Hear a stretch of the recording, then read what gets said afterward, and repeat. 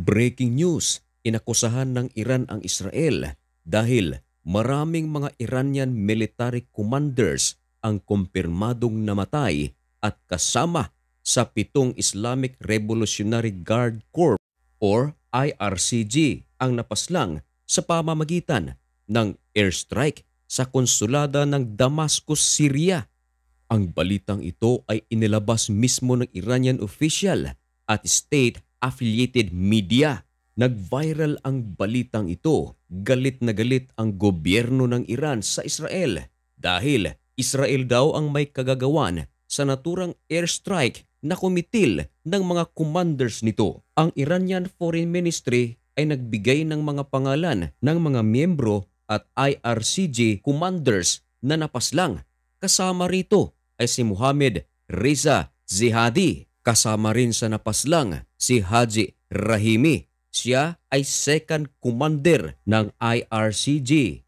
Nagbigay pa ng ibang 5 pangalan ang IRCG sa mga kasamang napaslang sa pamamagitan ng airstrike na di umano'y isinagawa ng Israel. Kasama rito ay si Hossein Aman Ilahi, si Mehdi Jalalati, Mohsen Sedaghat, Ali Aga Babi at si Ali Salahi Rosbahani. Tahasang inakusahan ng Iran ang Israel na may kagagawan sa airstrike na kumitil ng 7 tao kasama na ang mga commanders ng Iran.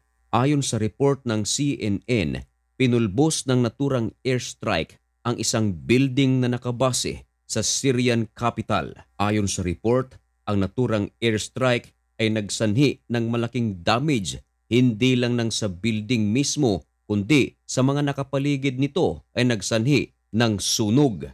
Ayon sa Iranian ambassador na si Hossein Akbari na ang consulate building na tinira ng airstrike ay malapit sa Iranian embassy at ginamitan ito ng 6 na missile at ang ginamit sa pagbomba ay Israeli F-35 warplanes. At ayon sa balita, sa naturang airstrike, may mga Iranian embassy staff at military advisors ang napaslang.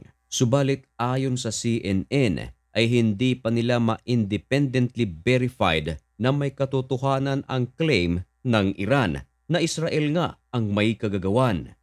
Sa ibang interview naman, nagsalita si Akbari. Ayon sa kanya, 2 Syrian policemen ang malubhang sugatan sa naturang airstrike na isinagawa ng Israel. Dagdag pa ni Akbari na kaya raw inatake ng Zionist regime ang naturang building sabagat meron itong flag ng Islamic Republic of Iran. Samantala, tinanong naman ng CNN ang kampo ng Israel Defense Forces kung ito raw ba ay may katotohanan. Ayon naman sa military spokesperson na ang naturang building na tinamaan sa naturang pag-atake ay hindi consulate ng Iran, kundi military building of Quds Forces.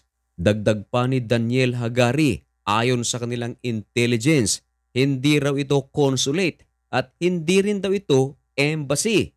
I repeat, this is no consulate and this is no embassy. Pero ito raw ay military building of Quds Forces. Ito raw ay nagdi-disguise lamang bilang civilian building sa Damascus at wala raw katotohanan ang mga claim ng Iran. Tinanong din ng CNN si Daniel Hagari kung Israel nga ba ang may kagagawan ng naturang airstrike. Ang sagot naman ni Daniel Hagari, I'm not going to comment on that strike but I want to tell you that in the last 6 months, Iran is making this region escalate.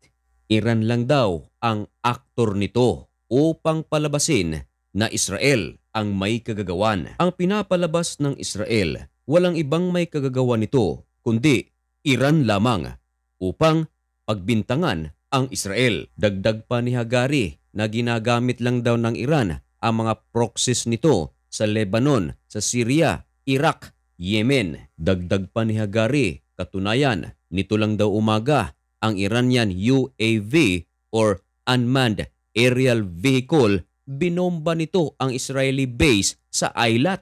Pinapalabas lang ni Hagari na Iran ang may kagagawan ng lahat ng kaguluhan nito upang pagbintangan lang sila, ay handa ang Iran na mag-damage ng maraming mga lugar.